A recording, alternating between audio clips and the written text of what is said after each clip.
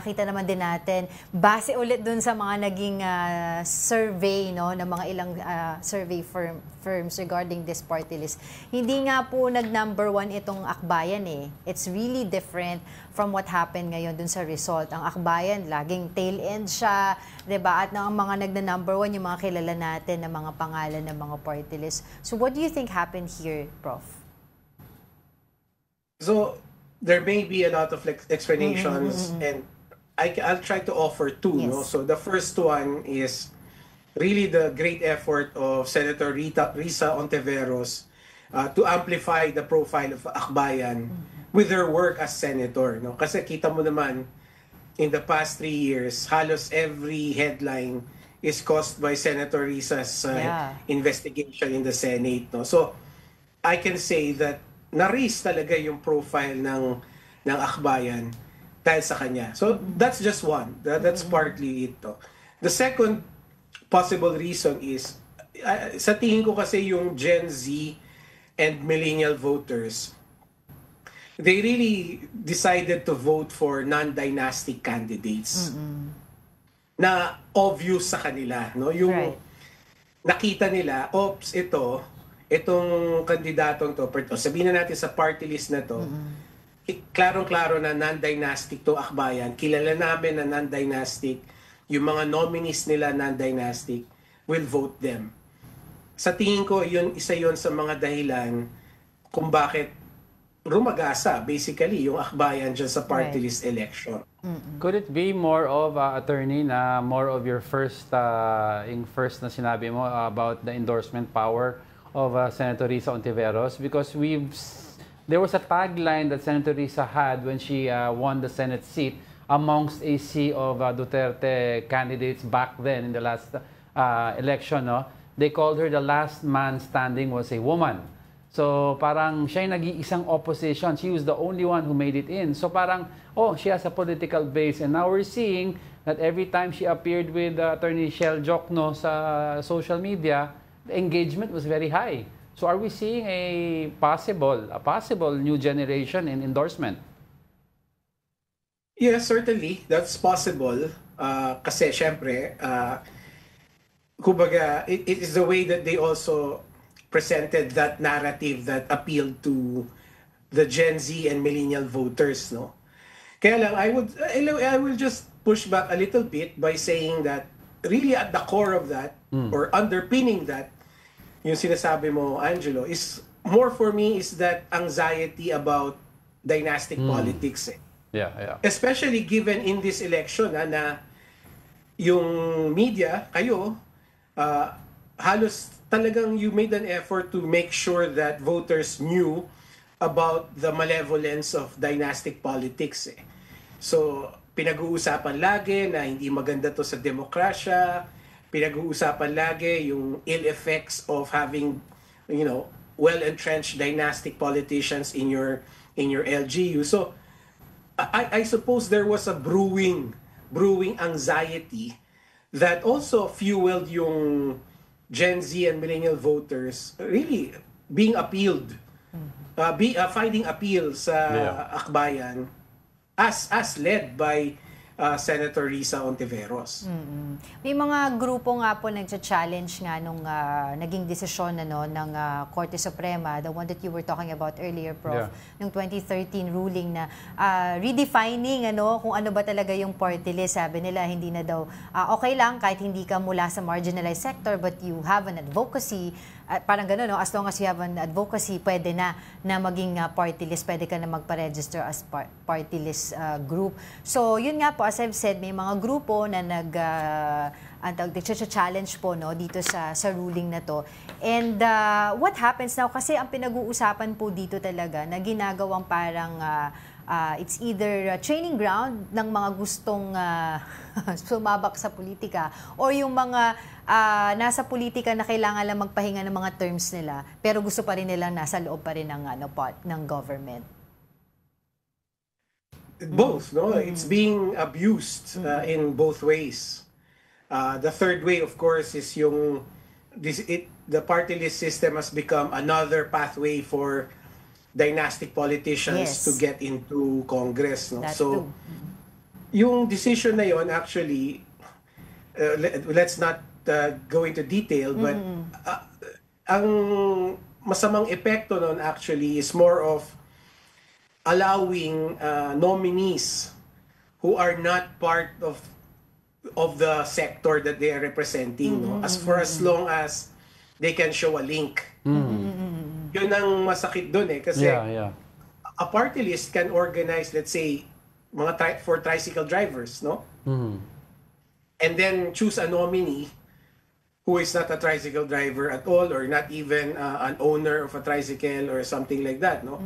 So nangyari yan dati, di ba? Isang dynastic politician represented in Congress tricycle drivers and operators, no? So that's really absurd, di ba? Hindi dapat pinapayagan yon, but because of that Supreme Court decision, pwede. That's right. So really, ang earlier statement ko, the party list system is no longer serving the purpose that was laid down by the Constitution. Na this is supposed to be a system where non-traditional politicians, meaning to say mga non-dynastic politicians, can get into Congress.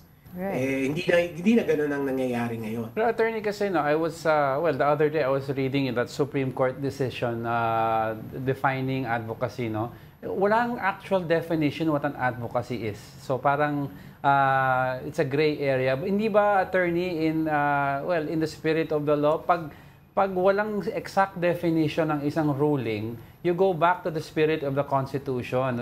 And the very spirit of the Constitution is the party list is supposed to give a voice, tanggalin na natin yung word marginalized, is supposed to give a voice to those na kulang sa loob ng Kongreso. So if you have party list like BFF, yung kunyari, supposedly, hindi defined, ano ba ang advocacy ng BFF? Supporting the family. Hindi ba that's against the spirit of the Constitution? Should we then challenge, somebody should challenge the definition of advocacy? Not challenge in the Supreme Court, but really urge COMELEC. To define. Kasi the first gatekeeper is COMELEC. So COMELEC has the authority to really provide clear parameters, which I think si Chairman Garcia is now trying to do, right? So COMELEC is empowered by the Constitution, by the way, to be the gatekeeper of this parliament, this party list system. So they can, giving due respect dun sa batas and also dun sa Supreme Court decisions, to fill in these kinds of gaps, no? So pwede nila sabihin na kailangan ng advocacy is like this, 1, 2, 3, 4, 5.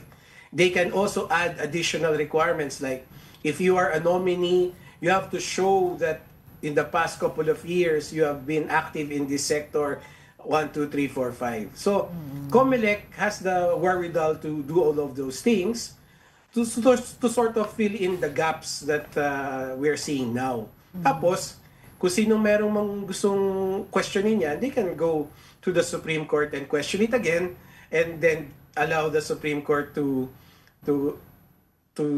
legislate again in this particular instance. Lastly, before I get to Angel, attorney, ang sinasabi kasi ni Chairman George, ang nagiging problema is parang ang COMELEC is ministerial ang pinaka-power nila, and he was hoping sana na to give more teeth or power in the way they create guidelines for the filing of a party list of actual parties and candidates. So do you think we should craft a law giving more power to COMELEC? Well, I'm not saying that COMELEC overstep its authority, no. Kaya lang, it's just in my view that they have that power to fill in the gaps dito sa party list system. But to answer your question, yes, ultimately we have to revamp the party list law, because ultimately that's the way to fix the system, to fix what's broken in the system, is to go to the law itself. Kasi sa saligang batas natin, ang sabi ng Constitution, yung Kongreso, sila dapat ang magpatupad ng party list system by establishing the mechanism. So doon sila nag-fail in 1995 which the Supreme Court tried to correct in several decisions. So, kung gusto natin talagang ayusin itong party list system, make it align once again doon sa intention ng mga drafters ng Constitution natin, then Congress has to revamp, overhaul the party list law, which si Congressman De Lima will try to do in the 20th Congress. So that's something to look forward to. Kasi 'di ba, parang supposedly dapat merong mga marginalized sectors nga na representante doon. Kung mga magsasaka, dapat totoong magsasakay nandoon kasi mas alam niya kung ano yung kailangan ng isang kaya magsasaka. yung magsasaka tumakbo sa Senado dahil wala daw pag-asa sa party walang list. pag-asa sa party list, 'di ba? Yung mga vendors, meron nga silang vendor pero pang-apat na nominee. 'Di ba? Paano uupo yung pang-apat na 'yun, 'di ba? So talaga nakikita mo na parang talagang nagagamit lang. But with your observation, Prof, are there noticeable trends in the types of party list ngayon na nakakaupo, no, in the history sa Congress po natin dito sa Pilipinas?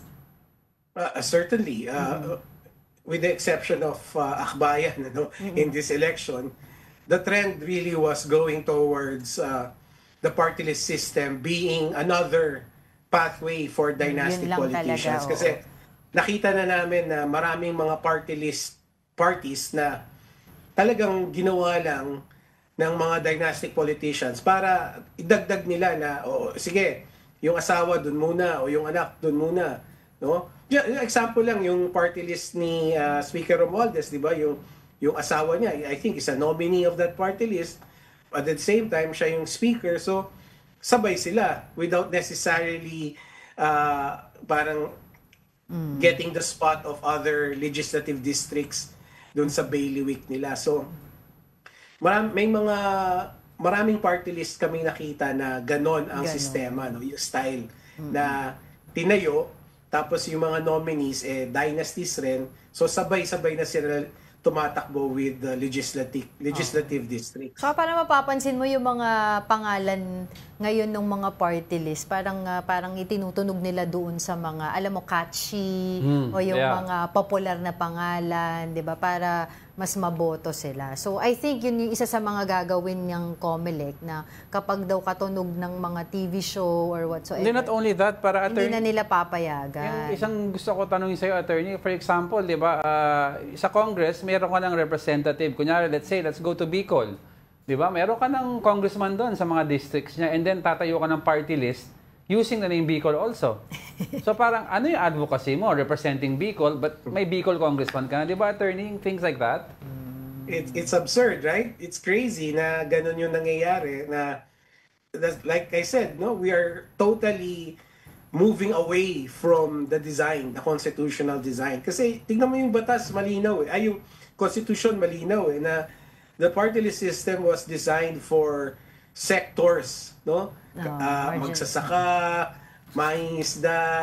These are the ones who were underrepresented before the 1987 Constitution. And therefore, yung mga drafters natin, sige, bigay na natin sa mga dynasties yung legislative, no? Mga traditional politicians. Let's open up 20% of Congress, of the House, to underrepresented, non-traditional political groups. Ibigay natin to sa kanila so that kahit pa paano, they can check the growth of the dynastic politics in the House. Pero, well, hindi ganun nangyari. Unfortunately. Dahil nga dun sa poorly designed party list law. Well, yan na lang natin. Mapoproclaim na yung ating mga nanalong party list today at 3 p.m. 3 p.m. Alright. Alright, with that, maraming salamat po sa inyong oras. Attorney Michael Yusinko, Senior Research Fellow at the Ateneo Policy Center. Magandang umaga po. Maraming salamat.